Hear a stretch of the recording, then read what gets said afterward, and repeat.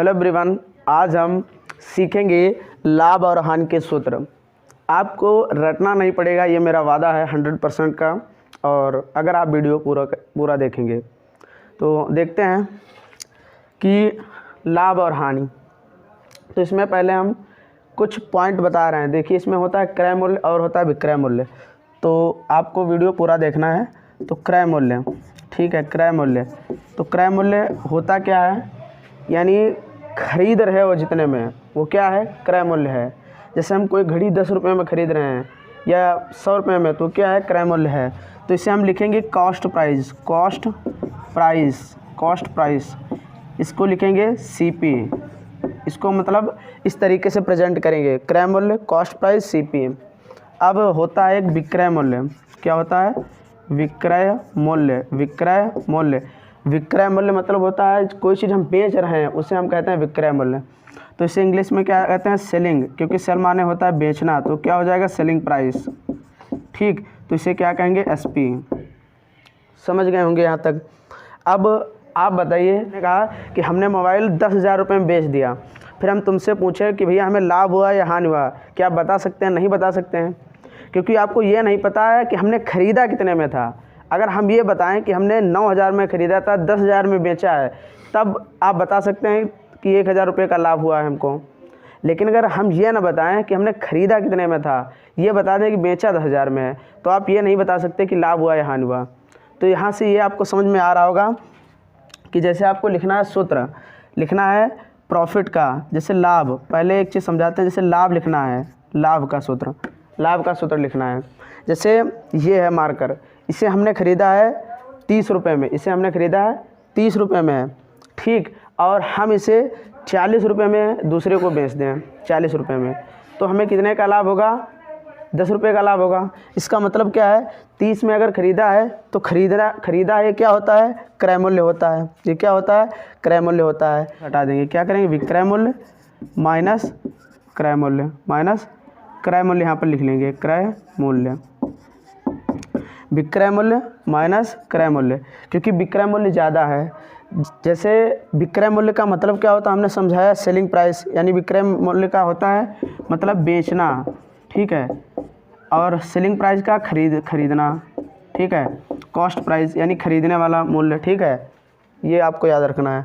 अब आगे देखिए, अगर आपको लिखना है लाभ प्रतिशत का सूत्र, लाभ प्रतिशत का सूत्र, तो लाभ आप कब बता सकते हैं, लाभ आप कब बता सकते हैं, पहले आप लिख लेंगे यहाँ पर लाभ। लाभ आप कब बता सकते हैं, जब आपको ये पता हो कि आपने ख़रीदा कितने में है। यानी लाभ किस पर डिपेंड कर रहा है, खरीदना, यानी क्रय मूल्य पर।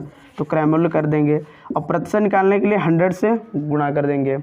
अब आगे हम देखते हैं, जैसे हानि। हानि में अगर सूत्र लिखना हानि का, तो हानि में समझना ये होगा कि मान लीजिए हमने 30 रुपये में ख़रीदा है और 20 रुपये में बेचा है, तो हमें 10 रुपये की हानि हो रही है। तो इसका मतलब क्या है, जो ख़रीदा है 30 रुपये में, ये क्या है, क्रय मूल्य है। अब क्रय मूल्य ज़्यादा है, क्रय मूल्य ज़्यादा है, तो यहाँ पर कर लेंगे क्रय मूल्य माइनस विक्रय मूल्य, माइनस विक्रय मूल्य, माइनस विक्रय मूल्य कर लेंगे। अब हमें अगर निकालना हो हानि प्रतिशत, क्या निकालना हो, हानि प्रतिशत निकालना हो, तो लाभ हो या हानि हो, एक पॉइंट याद रखना, लाभ हो या हानि हो, वो क्रय मूल्य पर निर्भर करता है। अभी देखिए, जैसे लाभ का था सूत्र लाभ बटे क्रय मूल्य था, तो हानि का अगर सूत्र है तो क्या कर देंगे, हानि बटे क्रय मूल्य, हानि बटे क्रय मूल्य, अब गुणे 100 कर देंगे, क्योंकि हमें प्रतिशत में निकालना है, ठीक है। और इस तरीके से आपको इन सूत्रों की कई बार प्रैक्टिस करनी है। आपको सूत्र रटना नहीं पड़ेगा, एक कॉन्सेप्ट फीड हो जाएगा माइंड के अंदर, ठीक है। तो अगर आपको निकालना हो, जैसे बट्टा प्रतिशत निकालना हो, तो बट्टा का मतलब क्या होता है, डिस्काउंट। इसको इंग्लिश में क्या कहते हैं, डिस्काउंट, इसको कहते हैं इंग्लिश में डिस्काउंट। डिस्काउंट क्या होता है, जैसे कोई भी आप चीज़ लेने गए तो उस पर एमआरपी, डिस्काउंट, एमआरपी क्या होता है, अंकित मूल्य, एमआरपी क्या होता है, अंकित मूल्य। कोई भी चीज़ लेने गए, उस पर एमआरपी पड़ा है 100 रुपये का, ठीक है।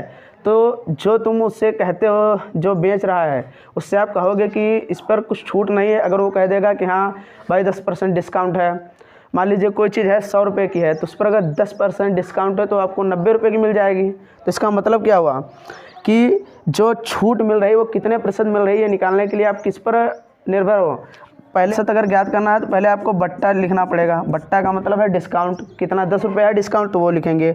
बटे में डिस्काउंट किस पर मिल रहा है, MRP पर यानी अंकित मूल्य पर। ठीक है, अंकित मूल्य पर मिल रहा है तो अंकित मूल्य गुणा 100 कर देंगे। ठीक, अब यहाँ से कुछ और नए सूत्र तैयार हो सकते हैं, समझिए। जैसे आपको अगर विक्रय मूल्य का यहाँ से सूत्र निकालना हो लाभ की स्थिति में, ठीक है, विक्रय मूल्य का सूत्र निकालना हो लाभ की स्थिति में, तो ये माइनस का है, इधर भेज देंगे प्लस का हो जाएगा। तो क्या हो जाएगा, विक्रय मूल्य बराबर लाभ प्लस क्रय मूल्य हो जाएगा। इस तरीके से यहाँ से अगर लाभ का सूत्र निकालना हो तो आप यहाँ अगर लाभ का केवल सूत्र निकालना हो तो क्रय मूल्य यहाँ किस में है, भाग में, तो इधर हो जाएगा गुणे में। तो क्या हो जाएगा सूत्र, लाभ प्रतिशत गुणे क्रय मूल्य, गुणा में 100 यहाँ आ जाएगा, भाग में बटे 100 हो जाएगा। तो ये आपको सूत्र बनाना आना चाहिए। इसकी कई बार आप प्रैक्टिस करेंगे, सूत्र आप बना लेंगे।